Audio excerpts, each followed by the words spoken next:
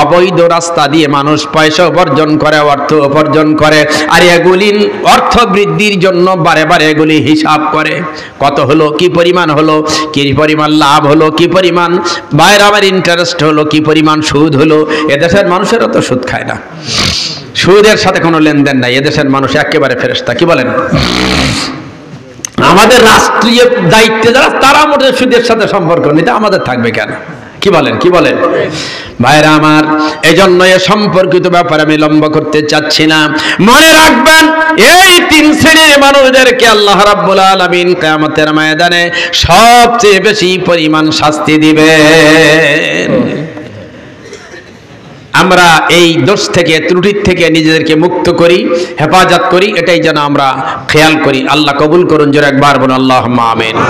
ভাইরা আমার, যে কথাইটাই আমি আপনাদের কাছে বলতে চেয়েছিলাম, মনে রাখবেন, হযরতে হিন্দার স্বামীকে যখন এমনটি করে কথা পেশ করেছে, ভাইরা আমার, নিশ্চয়ই স্বামীর মনের মধ্যে একটু আমার ভাইরা চিন্তা আসা স্বাভাবিক, সন্দেহ হওয়া স্বাভাবিক ইত্যাদি। এই কথাগুলি নিয়ে এবার নিজের স্ত্রীর কাছে পেশ করেছে। হেন্দা, তুমি বলো দেখি, মানুষেরা বলে বলি করে, এমন কথাগুলির সত্যতা কতটুকুন? হেন্দা বলল, জেনে রাখবেন, কথা প্রকৃতপক্ষে এইটুকুন, যা সত্য তাই বলেছে। বলছে, আমার বিশ্বাস হয় না, সন্দেহ হয়ে গেছে। মানুষের এই যে দুর্নাম করে মানুষকে যে কান কথা লাগানো, এটা বিরাট খারাপ জিনিস। কথা বলেন না কেন?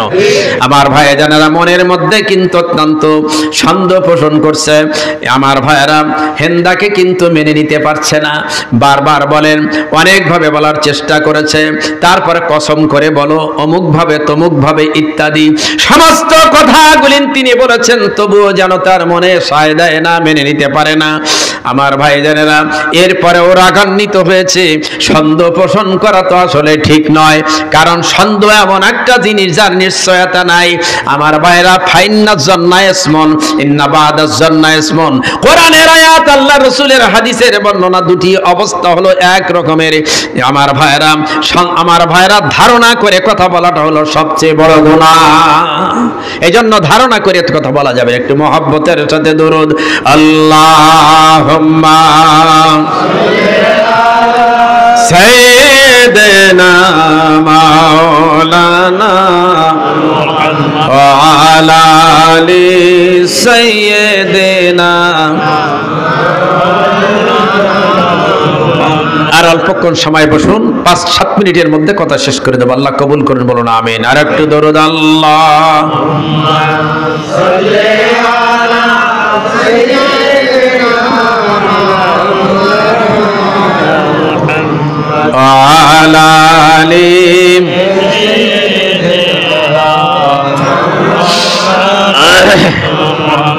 সবাই বলুন আলহামদুলিল্লাহ। ভাইরা আমার, জন্য বলতেছিলাম, যখন নাকি মন মানাই নিতে চায় না, ওই সময় হেন্দার আব্বাকে ডাক দিয়েছে, শ্বশুর আব্বাকে।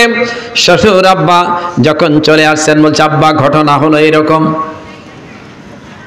বলছেন, এই অবস্থা, আপনার মেয়ে অপরাধ করেছে, অন্যায় করেছে। এটা বুদ্ধিমান জ্ঞানী মানুষ যারা দেখবেন, তাৎক্ষণিকভাবে কিন্তু সাইড নেবে না।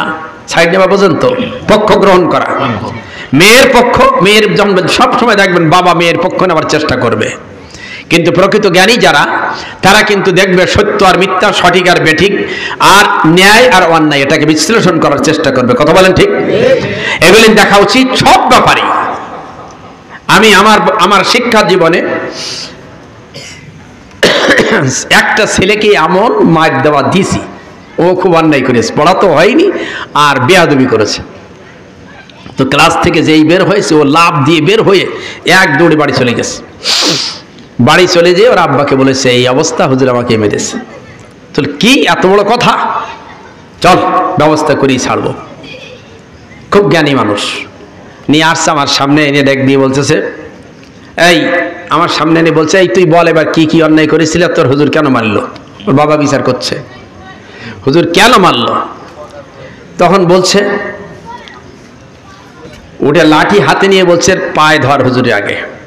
এত বড় বেয়াদব, যার সামনে কথা বলতে আমরা সাহস পাই না, তুই এখান থেকে দৌড়ে বাড়ি গেছিস, তোর এখনো মারেনি, হুজুর ধরে পা ধর, পাজে ক্ষমা চা।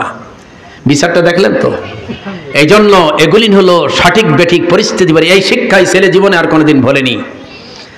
কিন্তু সাইড যদি নিত ছেলের দিকে দরদে মহব্বতে অন্যায় করে, তাহলে নিশ্চয়ই হয়তো শিক্ষক অপমান করত, কি দুটি কথা বলতো, কিংবা অন্য কিছু এমনটি হতো। এগুলি হলো নিরপেক্ষতা লক্ষ্য করেই সিদ্ধান্ত গ্রহণ করা, এটা হলো আমাদের ইমানি দায়িত্ব। বলুন আমিন। এই জন্য ভাইরা আমার, শ্বশুর ছিলেন বুদ্ধিমান ব্যক্তি। উনি বললেন, বাবা ঠিক আছে, তোমার সপক্ষে আমি আছি। যদি সত্য এরকম অপরাধ করে থাকে, তোমার দেওয়া হত্যা করা লাগবে না, নিজে হাতে আমি কল্যাণটা নামাই দেব, হত্যা আমি করব, চিন্তা করো না। উনি ও আশ্বস্ত হলো, তাহলে শ্বশুর তো আমার পক্ষে আছে, সমস্যা নেই। এটাকে প্রথম পর্যায়ে ডাউন দিয়ে দিল, ঠান্ডা করলো, কিছুটা রাগ প্রশমিত করলো। এরপরে বলল, বাবা এটা কাজ করলে কি হবে, নিজের আগেই বিষয়টা সিদ্ধান্ত আমরা না গ্রহণ করে একটু জানাজানি করলে ভালো হয় না? তো তা তো হয়, কেমনে জান বলো? যে সিরিয়ায় একটা গণক আছে, এই গণকের কাছে, খুব নাম করা গণক, যে গণনা করে সে বলে কথাটা সঠিক, এই গণকের কাছে আমরা যাই না? যে তার কাছে শুনি বুঝে আসি, দেখি আমার মেয়ে অপরাধী না নিরপরাধী, কতটুকুন জানলে ভালো হয় না? বলে ঠিক আছে, তাই হোক, চলেন যাই। তিনজনা রওনা হলেন। তিনজনা রওনা হয়ে অনেক দূরে ঘোড়াটা বেঁধে রেখেছেন, আর ঘোড়ার ওই চুলের সাথে একটা গমের দানা, গমের দানা উঠে ওখানে বেঁধে রাখছে।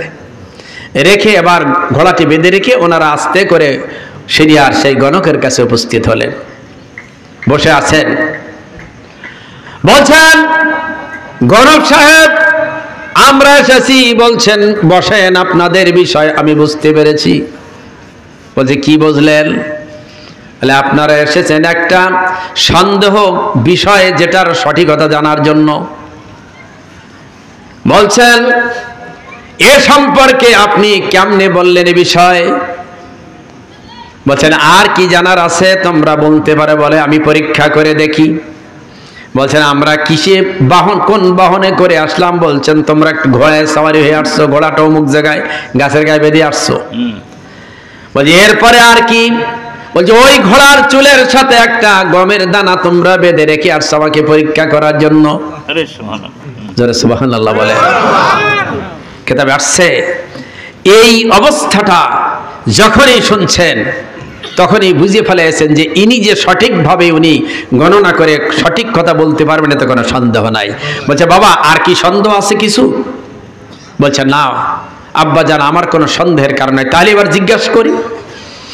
বলছেন, জিজ্ঞাসা করা লাগবে না, আপনারা যে উপলক্ষে এসেছেন, আপনার এই কন্যা, ওনার স্ত্রী, তার চরিত্র সম্পর্কে জানার জন্য। মনে রাখবেন, এক তিল পরিমাণ অপরাধ ওই স্ত্রীর মধ্যে কিছুই না। এই কথা বলার সাথে সাথে তার মধ্যে একটুখানি জাগৃত হলো, তার আমার সুমতি ফিরে আসলো। এসে তাৎক্ষণিক দাঁড়িয়ে বলছেন, স্ত্রী হেন্দা, তুমি আমাকে মাফ করে দাও, তোমাকে তহমাত দিয়েছি, অন্যের কথা শুনে তোমাকে আজকের যেই অপবাদ দিয়েছি, তুমি আল্লাহর হস্তে আমাকে মাফ করে দাও। বলছেন, আমি আপনাকে মাফ করে দিলাম, কিন্তু আপনার ঘর আমি আর করব না, আপনার ঘর আর করব না। ওই সময় গণক বলেছিলেন, এই স্ত্রীর, এই মেয়ের গর্ভে একটি সন্তান আসবে ভবিষ্যতে, যেই সন্তান হবে রাষ্ট্রীয় দায়িত্ব প্রধান।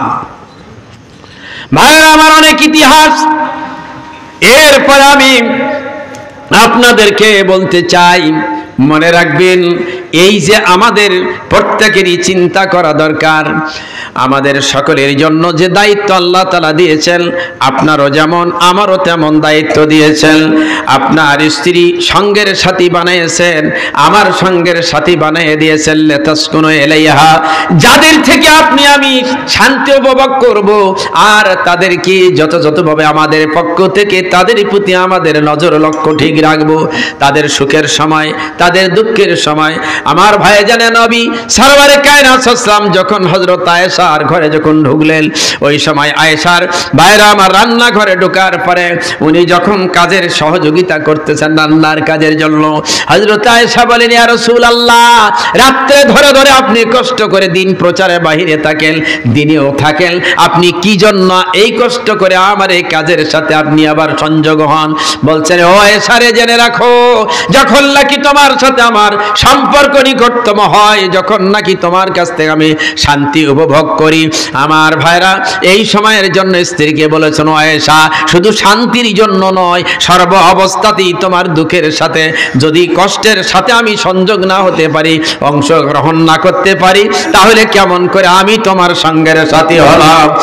সুখের সময় যেমনটি সাথী, দুঃখের সময় তেমনটি সাথী, কারণ সুসময় অনেকেই বন্ধু বটে হয়, অসময় হায় হায় কেউ কারো নয়, কেবল এক আল্লাহ ওই বিশ্বপতি যিনি সকল সময়ের বন্ধু সকলের তিনি। জোরে আকবার বলুন সুবহানাল্লাহ।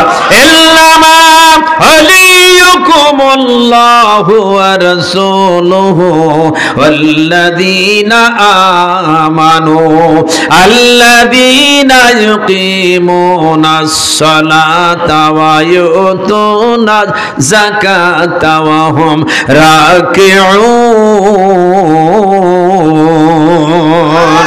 আল্লাহ রাব্বুল আলামিন বলেন, ও দুনিয়ার মানুষ, যাকে তাকে তোমরা বন্ধু বানায়ো না, যাকে তাকে বন্ধু রূপে গ্রহণ করো না। ইয়া আইয়ুহাল্লাযীনা আমানু লা তাত্তাখিযুল ইয়াহুদা ওয়ান নাসারা, ইহুদি আর খ্রিস্টান ওদেরকে যেন কোনোদিন তোমরা বন্ধু রূপে গ্রহণ করো না। এ কথা কার? আল্লাহ। আরো জোরে বলেন না কার? পৃথিবী ওই বন্ধুদেরকে নিয়ে আমরা নাচানাচি করি, ওরাই হলো আমাদের বন্ধু। তাম পৃথিবীতে মুসলমানদের উপরে নির্যাতন, জুলুম, নিপীড়ন, অত্যাচার, যুদ্ধ আর মুসলমানদের নিপাত করার জন্য যে ষড়যন্ত্র চলছে, আজ ফিলিস্তিনের অবস্থা, আজকের দেখেন তাম পৃথিবীর বিভিন্ন অবস্থানে আজকে কাশ্মীরের অবস্থা, এই নির্যাতন জুলুমের যেই শক্তি প্রয়োগ করে এদের নিপাত করছে তারাই হলো খ্রিস্টান আর ইহুদি। কথা বলেন না কেন? এই খ্রিস্টান ইহুদিদেরকে নির্বাপিত করা, তাম পৃথিবীর মুসলমানদেরকে ঐক্যবদ্ধ হয়ে তাদেরকে যে শক্তি তৈরি করে এই মনোভাবনে ওদেরকে বিচ্ছিন্ন করে রাখছে, কেউ না কেউ কালের কাছে টেনে অন্য দিক থেকে সুযোগ দিয়ে, অন্য দিক থেকে আমার ভীত সন্ত্রস্ত করে যুদ্ধের ভয় দেখে বিভিন্ন কায়দায় বিক্ষিপ্ত করে রাখছে, বিচ্ছিন্ন করে মুসলমানদেরকে আজ পার্থক্য করে রেখে দিয়েছে। কথা বলেন না কেন? ভাইরা আমার জন্য আমি আপনাদের কাছে এতটুকুন কথা বলে শেষ নামাতে যাব। আল্লাহ রাব্বুল আলামিন আমাদেরকে সকলকে বোঝার তৌফিক দান করুন। জোরে একবার বলুন আমিন। আল্লাহ বলছেন, হে হে হে ঈমানদারেরা, তোমাদের বন্ধু পৃথিবীর